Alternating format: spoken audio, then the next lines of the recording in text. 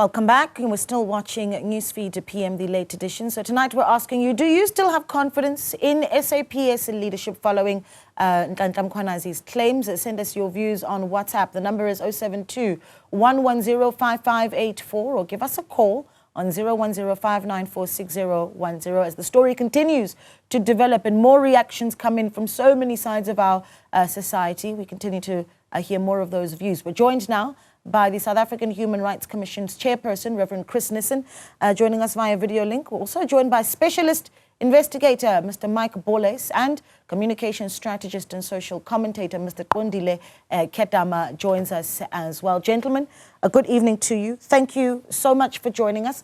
Reverend Nissen, I think I'll start with you. We saw this week the South African Human Rights Commission asking that what needs to happen now is a commission of inquiry that looks into the allegations of Nhlanhla Mkhwanazi. So sorry, now, you're breaking down. Are you able to hear me, Reverend Nissen?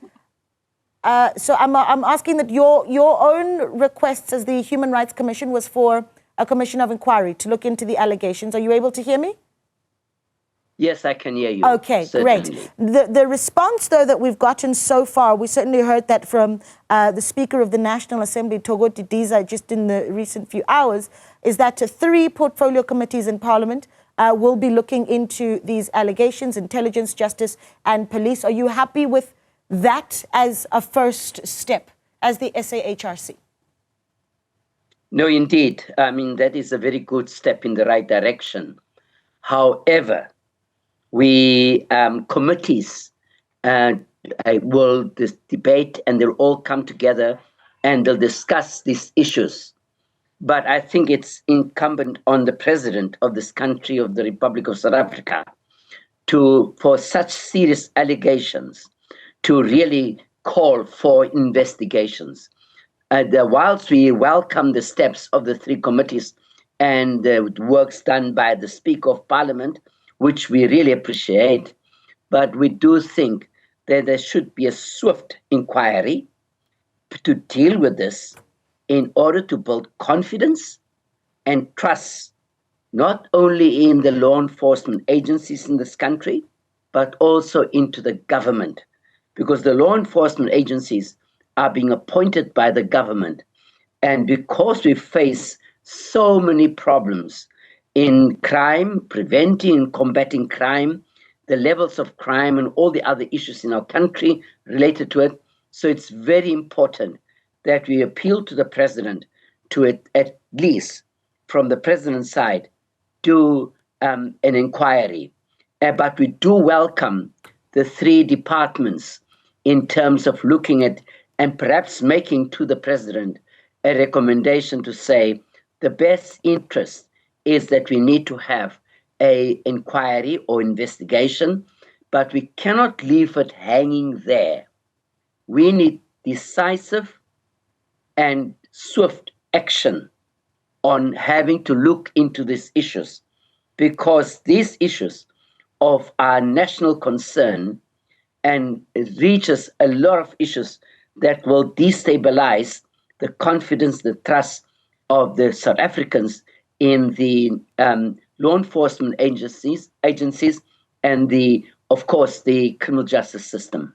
Yeah, I want to come back to you later and we'll talk about the sort of time frames that we're looking at here, because what we heard from the National Assembly Speaker is that they've essentially given these 3 portfolio committees 14 days to come back and make recommendations. I mean, I wonder what you make of those time frames, but let's move on and hear other voices. Can I come in there? Yeah, go ahead briefly. Okay, go ahead briefly, yeah.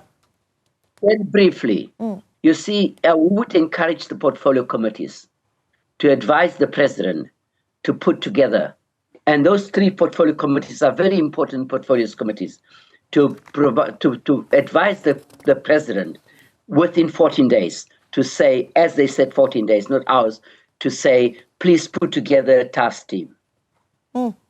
Yeah, let's bring in Mr. Mike Boles. Mr. Boles, a good evening to you. A specialist investigator joining us. And if you followed Mr. Boles, you'd know that he's quite knowledgeable about organized crime as well in the country. You've been quoted in one publication, Mr. Boles, as raising the issue of security, not just of the nation, but also of the provincial commissioner, Mkhwanazi. In fact, if you let me read it, you say, anybody that is in their way could be dealt with either by being killed or in connection with Mkhwanazi now, if they cannot find anything on him. If he is not beyond reproach, they are going to badmouth him, put him out there, and that will be the narrative. They are unfortunately so strong, such an well-oiled machine. I mean, talk to me about what exactly it is that you're talking about there, Mr. Boles, and the real security concerns that you see as we continue to await answers from all the role players. Well, I don't think the public, neither the others involved in the authorities and the government really know the strength of organized crime. We know this, and we've been exposing it for years, and I'm glad that there is a general, Mkhwanazi, that came forward and is a stepping stone in the step in the right direction.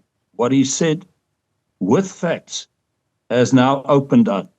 Unfortunately, it's now a situation where police are fighting police, and this is what the criminals like. However, we have the advantage that there's no honor amongst criminals.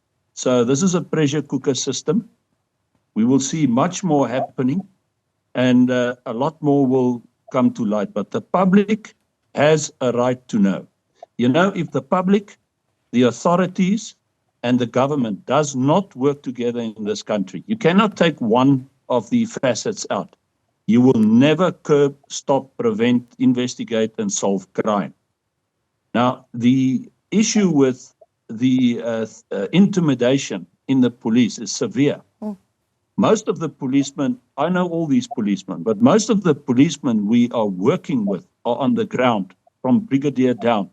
They are the foot soldiers, they are doing the investigations. Here are their words. We cannot further our investigations because there will definitely be actions taken against us.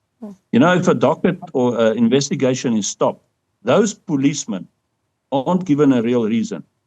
They've done all the work, they've worked hard, and they're there to really protect and serve. Believe me, there are good policemen that really protect and serve.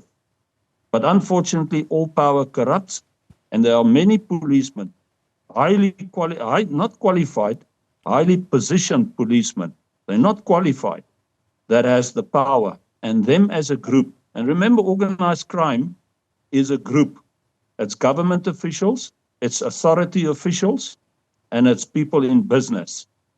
And like the cat situation, which is clearly explained, there is go-to guys, there is muscle, there's intelligence, any and everything that is necessary for them to flourish. Because remember, crime can only flourish when there's police involvement, and everything goes about might and power and money. There's very, very few, especially if, I would say today, it seems like the most dangerous criminal is a highly positioned senior police official and government official. If that person is involved in crime, not there to protect and serve, selfish, only considering him and his clan, it's very difficult for them to say goodbye to the money. It's in the millions. And crime pays. And crime begets crime. And this is why they are so strong today. Yeah, there's if so the much, country don't stand up together, we will fall. There's a lot to look at. And in fact, as these responses come in, this is what I want to do before we bring in Gondile, who is, of course, a communication specialist, who can talk to us about just how authorities are speaking to the country after these allegations. So we start here. We did see, of course, this briefing taking place today, the National Police Commissioner holding a briefing wherein he denies giving authorization to shut down the political killings team. Take a listen to what he had to say.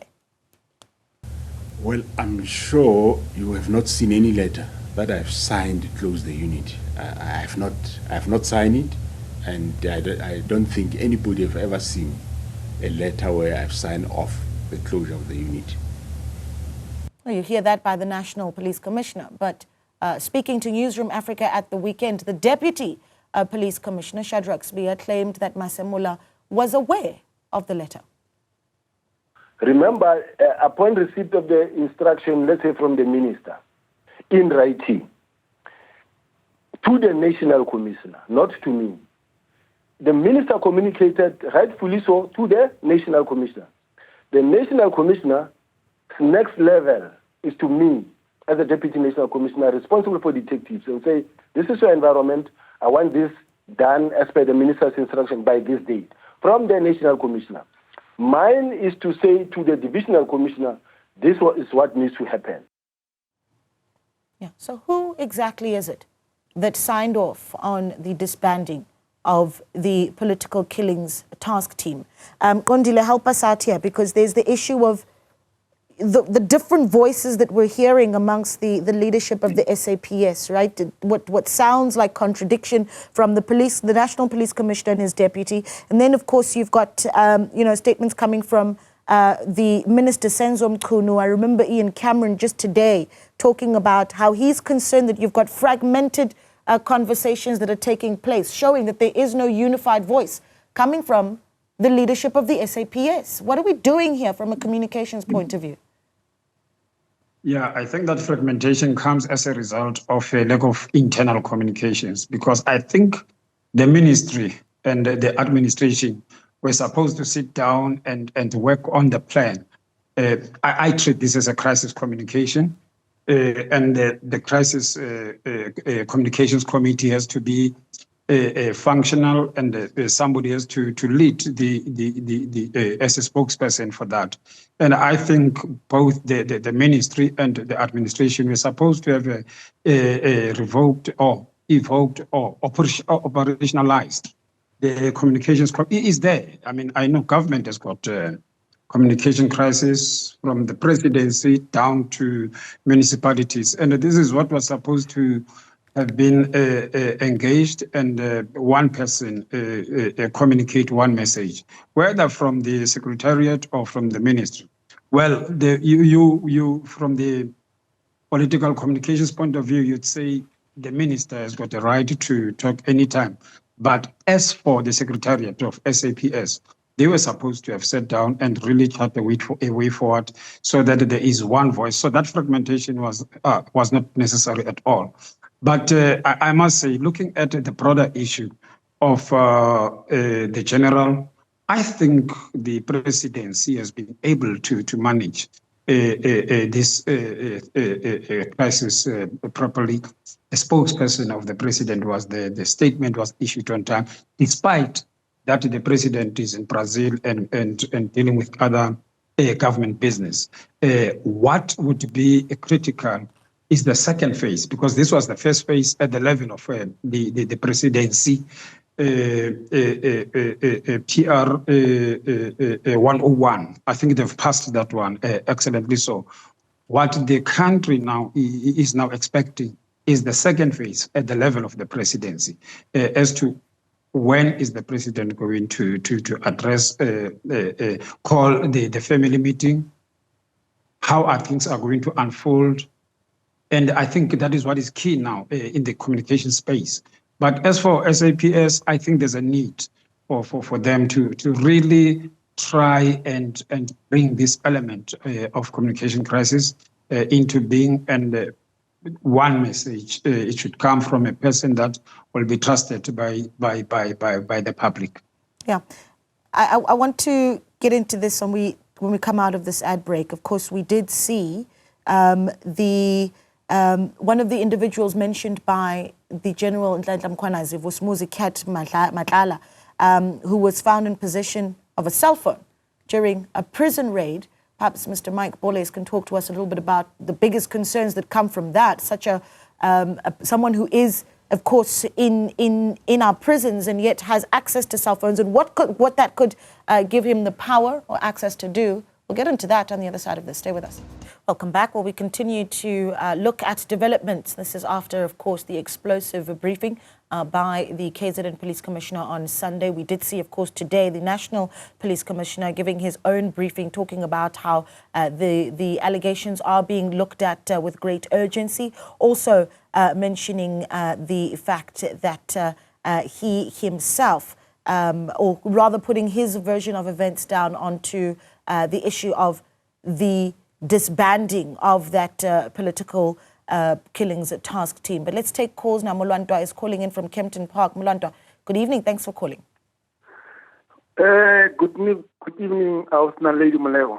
Good evening, sir. Talk to us. We're listening. You know, Naledi, I'm staying in Kempton Park. You drive around West Street, you drive around Long Street, you'll find police surrounded by these people coming outside the country. Nigerians, the DRC, whatever. And I ask myself that, no, what is the police be surrounded by these people? How can the people who are supposed to enforce the law be surrounded by these people who they are illegal in their country or undocumented? What is the business of the police with these people? If you can allow me just for a few seconds, personally, I just want to touch on the issue of Brown Mkhwanazi being communicating on the issues of SAPS. Well, he's not a member of SAPS. That thing's not new. It's not new at all. It's happening daily. I'm staying here at Ekurhuleni, where people who are calling the shot in terms of the supply chain management of the city of Ekurhuleni. So it's not something new. But the challenge is that now, when South Africans are raising these issues, the government does not listen. They're calling it now xenophobia. You're calling it what? There's no substance. They're calling it what is that? I mean, it's a challenge. So for the past 25 years or 30 years, the credibility of SAPS has been deteriorated to the extent that now we have these people who are wearing the uniform protectors, but the criminals. It's unfortunate that not all of them, but the problem is that if you got the criminals in your system is a criminal, you can't dismiss it. It's a challenge. Yeah, interesting. Thank you so much. And concerning, not just interesting, Mulanta. Thank you so much for calling. Khayat is in Katu. Khayat, good evening. Talk to us. I'm under military, training generally. The general right. If we don't take this country, we will be going to be under trouble. So, General answer the military will stand up because of these people they're playing with our lives. And then, if they don't take arms, we have to take arms to support the general. Generally, must go to military, after the special forces, after in military, so that we can support him. We are waiting for him. Okay, all right. Thank you so much. Khayat saying, General Mkhwanazi, join the military. We're waiting for you. Reverend Nissen, I want to bring you in here because, of course, there's so much back and forth that you've got. For instance, the police minister coming out today saying that the individuals that have been named, he denies any association to Vusumuzi Cat Nhlanhla, for instance, saying that he knows Brown Mkhwanazi as a comrade and not an associate. I wonder if those words make any sort of difference to you. But the issue that's being raised here is, did he lie to Parliament? If you think that's something that needs to be prioritized. But you hear as well from our viewers that are saying that there's a lack of confidence in our police to be able to separate themselves from criminality, right? I mean, surely the confidence that South Africans have in the ability of police to keep themselves might very well be a human rights crisis. I think your mic is off, Reverend. Right. There you go. Go ahead. Yes, absolutely. Absolutely. Let us start with the first thing you said. There's a process, and Parliament is taking that process, where the Honourable Minister will have to subject himself to the parliamentary process, and what you've mentioned, the three committees having to look at that. The second thing I want to say, when a country faces a national crisis, which we do, it is a national crisis. That's why the Commission is asking for a swift and a inquiry so we can deal with those issues, so that all those facts can come to the table. We don't want 2-3 months, want it really very swift, so the nation can be assured of what's happening. Yes, indeed, people are talking about what's happening in SAPS, but we can't brush everybody with the same paintbrush in SAPS, because there are women and men in blue that dedicate themselves to combat and prevent crime. And yes, we do agree there are elements of corruption in crime in amongst the members. But we cannot just brush everyone with the same brush, because we need to continue to build the trust and the confidence. But we have to root out those, whether it's from the top to the bottom, we have to root out all those elements that seek to destroy the credibility of an institution that needs to combat and prevent crime. Let us give the parliamentary process a time. Let's give the president a time, and let us also say, and let us not bring other issues in. Let's fix on this, and let us, through this interview and through this engagement, also say to the nation, there is an opportunity, there will be an opportunity, there must be a process to look at these issues, and they must come back to us, and we too will come back to you, because we'll be monitoring this and say to you, we've monitored, we've questioned, we engaged, and we will come back to you to say what has happened. But let's keep the confidence and the trust and give this nation, our South African nation, despite all our problems, can we just hold to a fort and say, give the process a chance. Whoever is involved, whoever will be found guilty or be fingered by the investigation and inquiry, let the law take its course. But let us not bring our country down by making allegations that seems to judge people before they went through a process. I think many people would want to agree with you, Reverend, but these allegations so big, really hard for people to ignore. You've got, for instance, Mkhwanazi Cat Nhlanhla, who is alleged to have had his company win a 360 million rand police tender. We saw a prison raid take place in the recent days, Mr. Boles. And what we found in that prison raid in Khosi Mamburu prison was Mkhwanazi Cat Nhlanhla was found with a cell phone. Mr. Boles, talk to us about what you make of that. General Mkhwanazi on Sunday talked about WhatsApp messages coming from this individual that were very high level, speaking about the shutting down, for instance, of the political killings task team. So he's having a cell phone in prison. Your biggest concerns there? No, it's not my biggest concern, because this is always been. The people in prison just carry on with their crimes. They are just in a smaller space. Some of the biggest gangs are operating in prisons, and Vusi will very soon be in control of that whole prison, because the prison system is rotten as well, completely to the core. Although the new minister is making as much as possible of headway, it's unfortunately gone too far. But I need to answer what the previous gentleman has said. Sure. And this is it, sir. And this is it, what I have to say to the nation. This country has lost. The public has lost their trust in the government, in parliament.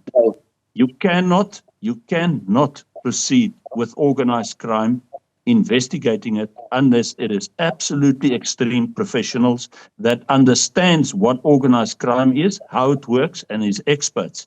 The president is not one. He can be part of this whole investigation. The ministers aren't of them, as well as the policemen that are involved, is not necessarily experts. They are all involved, those that are mentioned, in some form or way in organized crime. Remember, looking away and not doing anything and assisting, keeping quiet, taking money, not necessarily committing the violence or anything, but be part of, is part of organized crime. It's racketeering. So you need experts on the outside. We don't trust the parliament. We don't trust all these stories. Let's get together and chit-chat. That's not going to work. I agree that it must now calm down, because it's a he says, she says. I agree that everything must now, cloak and dagger, be held by committees, but in those committees, unless there are extreme experts that can identify, evaluate, do the risk analysis, investigate, and solve and prevent organized crime, we will get nowhere. And if any person in that meeting that is part of the decision-making is influenced, threatened, or intimidated, or could be paid off, we will be back where we are now. Remember, organized criminals learn from their mistakes. And everybody that speaks out now, even that gentleman that said we're going to stand up, all of us, everybody of us, do not trust the government. We do not trust the police. Most of the police wants to work, but you cannot, because they cannot now protect and serve, trust them because they are silenced. They're living in fear and uncertainty. Remember what I said earlier on. This is the highest train smash this country has ever gone through. And unless it's dealt with extremely professionally by experts, then it will not work and go away. Yeah. Please, Yeah, go ahead. Go ahead, Reverend. I see you want to say something. Yes, no, I thank you. And my name is Chris Nissen, to the person that spoke, not that gentleman. He's that Mike spoke, Paulus, because yes. we were, yes. And so I do not agree with all what he says. Indeed, he's correct that we do have crime. We do have things in prison. I visit prisons, by the way, every other month. I see what's happening because I am serve on the United Nations on the Subcommittee Prevention of Torture, so I have to visit prisons in this country, so I do understand it. But I do not want us to use this opportunity to downgrade our country. Yes, he's right. We do have problems. We've seen all the things we found in prisons. Yes, there is corruption. Yes, there is collusion. But we can't lump the whole South African police services into one center and say, you're all that bad. We face a national crisis. Let's deal with the national crisis on the basis of approaching it in a way that we say, what good will we get out of this? Reverend Nissen, I need to step in because we've got other voices that we need to hear. But this is what I'm hearing from the back and forth from the two of you. No problem. What I'm hearing is there's a crisis of not just the integrity within the SAPS, but also how the SAPS is seen by the public, and how the public sees the integrity of the SAPS. And how do we deal with both of those issues? Kondile will help us with that on the other side of this break. Perhaps what would that family meeting, when we eventually get it from the president, sound like to deal with both of those crises? And we'll take calls as well on the other side of this. Stay with us.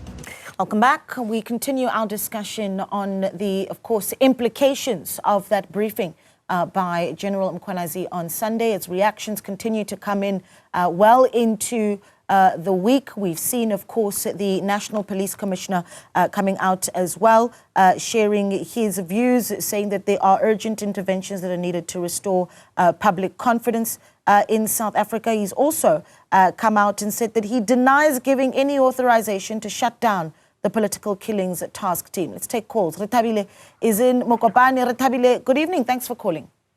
Hello, lady. How are you? I'm well, sir. Talk to us. We're listening. I just want to say I have faith in the SAPS and I will continue having faith in the SAPS. Okay. We've been fighting this pandemic of corruption, but we did not have perpetrators.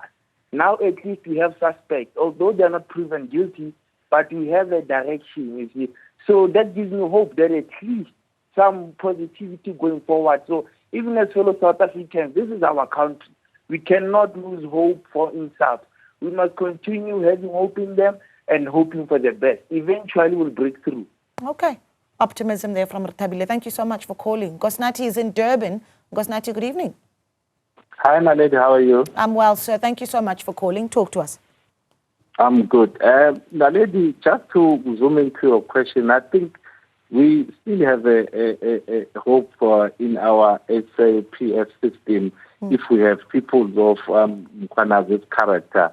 But remember, the problem that we have in South Africa, it is the politicians that are corrupt to a core and corrupting officials of all other departments that you can think of, not only SAPS, in all departments, it is politicians that are corrupting the officials in South Africa. In any corruption that you'd hear of the politicians being involved. But as long as we have people of Mkhwanazi's character, there is still hope that we are going to fight the corruption that we are having in South Africa. Yeah, Nkosinathi, we appreciate your input. Thank you so much for calling. And at the center of it, really, in part of those allegations is political interference in the work of the SAPS. Some WhatsApps have come in as well from our viewers. Let's take a look at some of those. Sabelo Vezi says, I have confidence in the work of police. If some amongst them are able to stand for the truth, we need to stand with those that are rooting out corruption. Hashtag Mkhwanazi for president or presidency. Simpiwe says, good evening, Naledi. As long as it's the ANC in power, the image of the SAPS will never be restored. The very same ANC has for a long time surrendered our safety and that of our country to criminals. I have a feeling that Senzo Mchunu found this mafia style of administration already operating. Shame on that so-called ANC. Simpiwe, we appreciate your input. Joseph Makura says, to be honest, I've lost confidence in SAPS, especially in light of the serious allegations made by General Mkhwanazi. These claims raise concerns about accountability and integrity within the system. Thank you so much for calling. Gentlemen, I've got a couple of minutes left, not a lot, so I'm going to give you each about a minute and a half to give us your closing thoughts. Kondile, I'll let you give us your closing thoughts first. Communications-wise, you hear the debate going back and forth between Reverend Nissen and Mr. Boles around, the real crisis actually is the confidence I think that South Africans have. What does the president say in that family meeting to address that? What would you, as a communications specialist, write for him? Yeah, Naledi, remember, one thing that I've noticed is that, you know, when you deal with SAPS, you're dealing with a big institution, something like more than 1,000 police stations, something like around 200 generals.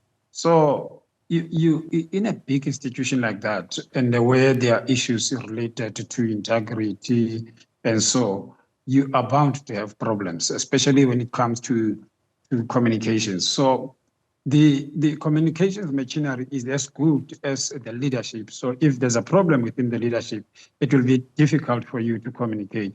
So all I'm trying to say is that let's wait and see. The sooner the crisis within the leadership of the SAPS is dealt with, the better, because that is the only thing that can strengthen the communications. Because even those who are mouthpieces of the SAPS during this time of crisis, they become disgruntled in a sense that you have this general here, you have this general who's supposed to do this. So that on its own is a problem. So the backbone of any organization is communications, but with the leadership under question, you weaken your communication system. Yeah, Mr. Boles, you hear Mr. Kedama talking about weakening the security system. How do we strengthen it? What needs to be said? And perhaps some weak points that you want to raise. I've seen people talk about, for instance, the security of Mkhwanazi needing to be looked at. We heard the National Police Commissioner saying his security has been beefed up. So weak points and what needs to be strengthened in what the president says for the sake of our security. A quick few points. I wish we can get hold of that phone that was confiscated in prison from Vusi, because I tell you, that will tell a book of information. So I hope cybercrime and crime intelligence, which is presently non-existent, is going to use that information and evidence, because all digital and electronic communications, which Mkhwanazi said and presented as facts, must be preserved and used in the hearings. My advice to the president and to the generals is they must get together, all the generals. There's not too many, or at least the generals and the top-ranking SAPS officials, and they must have a proper, professional, stable, caring a relationship in communications. I agree with what the Reverend said there about communication. They must talk, say their say, present their facts, and then it must be evaluated, investigated, identified, risk analysis being done, solved, and crime prevention being put in place by an expert team not the president, not all these generals, outsiders that are experts, that are not influenced, and this must be televised nationwide. You want the public to support you? Generals, president, you need to get the public involved. We need to hear the public and don't push them away. They prefer to hear what we say what we mean, and mean what we say. They want the truth. So let's televise all of this, and then everybody can see. But this will not work if this come together doesn't happen, if this investigation is not done by outsiders, experts that understands organized crime to the T. And then I just want to say lastly, remember the public is paying the taxes. We are paying for this government and this police, and they need to protect and serve us. And this is a problem. They're not. People are living in fear and uncertainty, and they feel left out and they feel left behind. And the criminals are having a field day. They're enjoying this. Let's not forget, and you talk about the public. We also have reports that there are marches that are being planned as a response to some of the allegations made by General Mkhwanazi.